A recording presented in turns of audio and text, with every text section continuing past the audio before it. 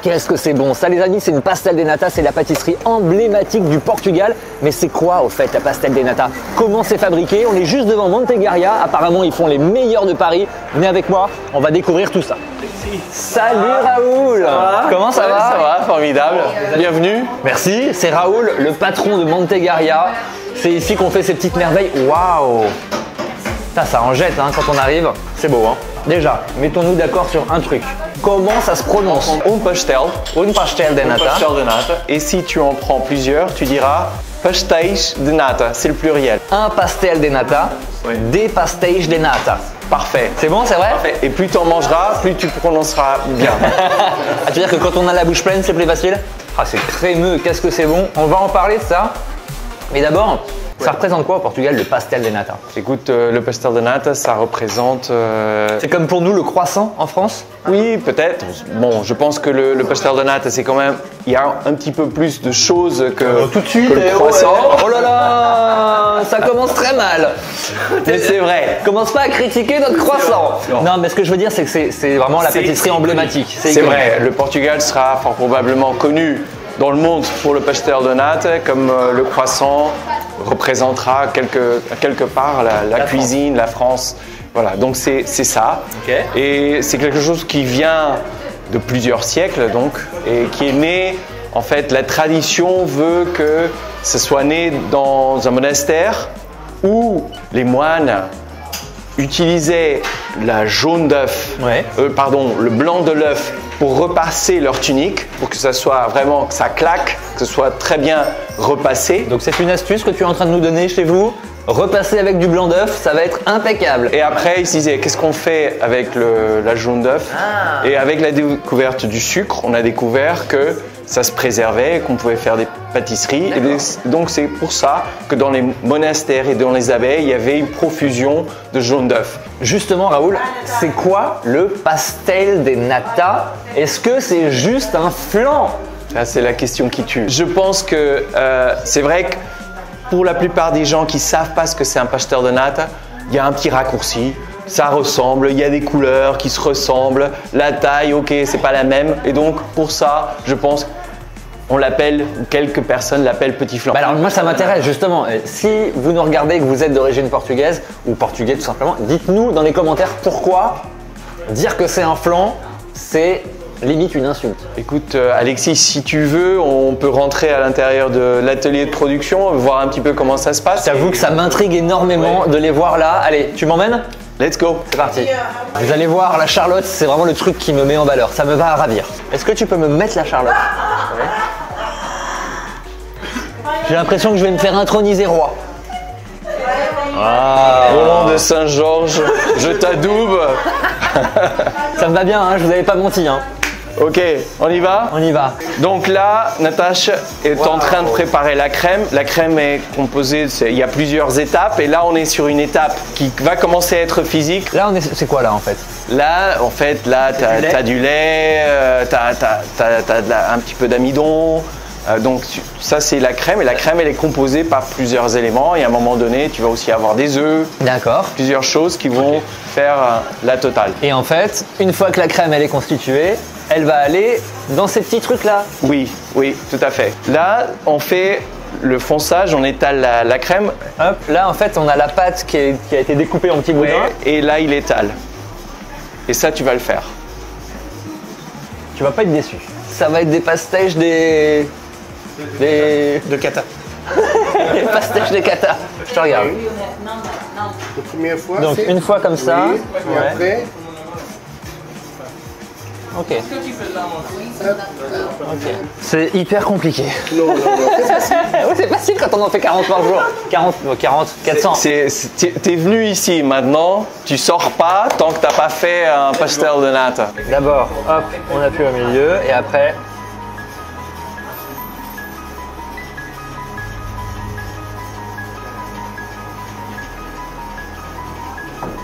J'arrive pas, j'ai peur de. Encore? Oh là là, c'est une catastrophe. Hein. Et on va le cuire celui-là, hein, par où? Ah, tu vas pas être déçu, hein.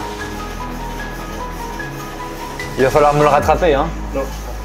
C'est pour Ah mais ouais, putain, ça n'a rien à voir. Tout de suite, c'est beaucoup mieux. Ah mais en fait, faut pas hésiter à appuyer. Ça, c'est le mien. Et ça, c'est le sien. Est-ce que vraiment vous voyez une grosse différence? Là, il prépare la pâte feuilletée. Ah mais vous faites la pâte vous-même aussi? Bien sûr. Et donc, tout à l'heure, on a préparé une grande boule dans le pétrin. On l'a mis ici. On va faire maintenant des allers-retours. On va mettre le beurre. Et voilà, c'est un processus, je dirais, le plus technique de tous. C'est faire la pâte feuilletée. Mais tout est important. Et donc là, je vous invite à regarder un petit peu le laminoir. Donc, pourquoi est-ce que tout est important? Parce que même si la pâte feuilletée est bien faite, si la crème est mal faite, même avec une bonne pâte feuilletée, si la crème est trop épaisse, ça va être difficile à cuire. Si elle est trop liquide, ça va pas fonctionner. Si ce que tu as fait, le ponçage, est trop épais à un endroit et trop fin à un autre, ça va pas fonctionner. Donc, toutes les étapes sont importantes. Ouais, c'est plier, replier, replier, comme la pâte feuilletée fait plusieurs petites strates de couches de pâte. Attends, ça c'est le morceau de tout à l'heure? Ouais. Qui a été étiré comme ça? Waouh! Ouais.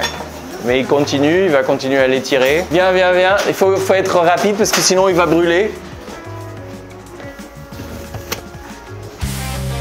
Il faut que tu ailles jusqu'au fond et tu peux pas laisser que ça brûle. Il y a un point. Ça va ou pas? Tu continues, sinon ça brûle. Et tu dis, si tu veux qu'on remplace, tu changes de bras. Mais je veux juste pas faire une bêtise, donc vous me dites juste si je suis bien. Tu deviens rouge, c'est... Quoi?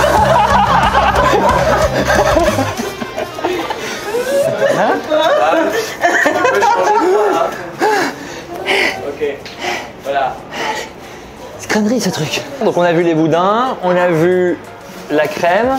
Tu as vu le fonçage. Le fonçage. Et maintenant, on va voir la mise de la crème dans le moule et le four. Ok. D'accord? Ok. Et donc, tu veux essayer de mettre? Ah oui, je vais essayer, ouais. Mais attends. À tes risques et périls. Mais je vais pas te donner la Ferrari de la crème, je vais te donner une petite, un petit vélo à roulettes. Ok, donc là les amis, c'est le grand moment. C'est le moment de remplir les pastéis de nata avec la crème, quoi. J'ai l'impression que tu m'as donné un truc de dinette. J'ai l'impression d'avoir 6 ans là. Waouh! Oh la vache!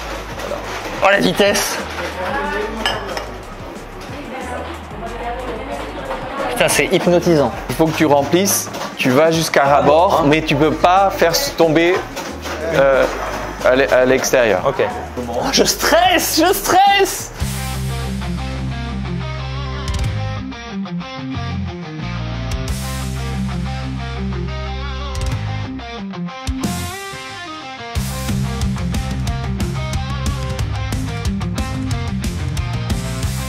Très bien, bravo. Purée!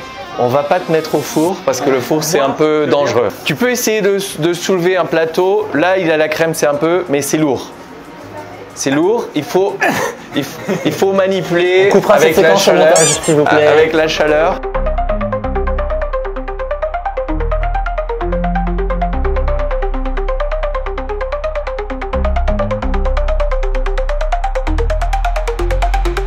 Waouh!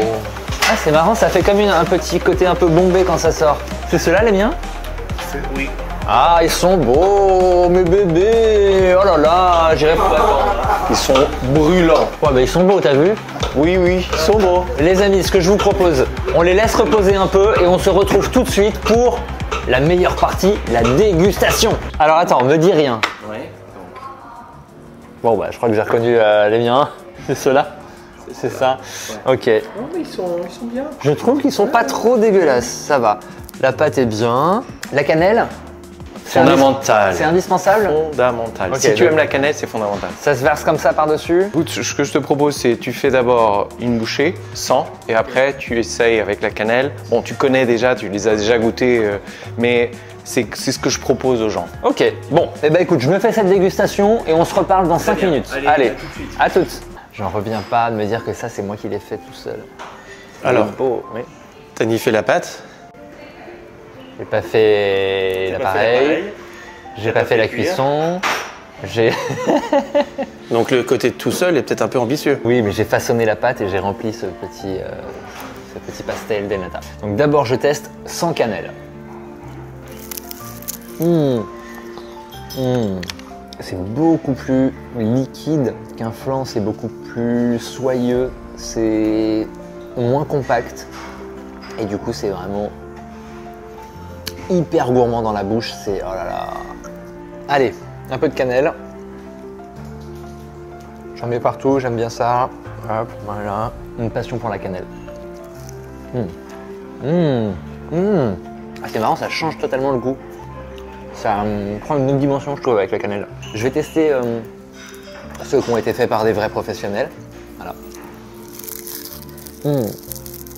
La pâte feuilletée, elle est hyper croustillante. C'est de la dentelle. Regardez, je sais pas si on voit, mais c'est des petites, toutes petites couches de pâte. Oh putain, j'en peux plus. Bon, bah ça y est les amis, j'ai fini ma dégustation. Merci Raoul, c'était délicieux. Franchement, je me suis régalé. J'ai trouvé que les miens étaient un tout petit peu meilleurs que les autres. Un peu tendancieux, je vois. Non, non, pas du tout. Mais tu sais, c'est émotionnel. Oui. La pâtisserie, Bien sûr, ça part du cœur. c'est un peu subjectif. Merci de nous avoir reçus en tout cas. Je rappelle que Montegaria c'est ouvert 7 jours sur 7. De quelle heure à quelle heure? De 8h à 20h. Bon, bah super. Et j'ai envie de te dire, obrigado la famille. Obrigado, Alexis. Obrigado à vous. N'oubliez pas de commenter la vidéo et de vous abonner si ce n'est pas encore fait. Et puis, bon, on se retrouve très bientôt pour une nouvelle vidéo. Merci Raoul. Merci, Alexis. Allez, au revoir.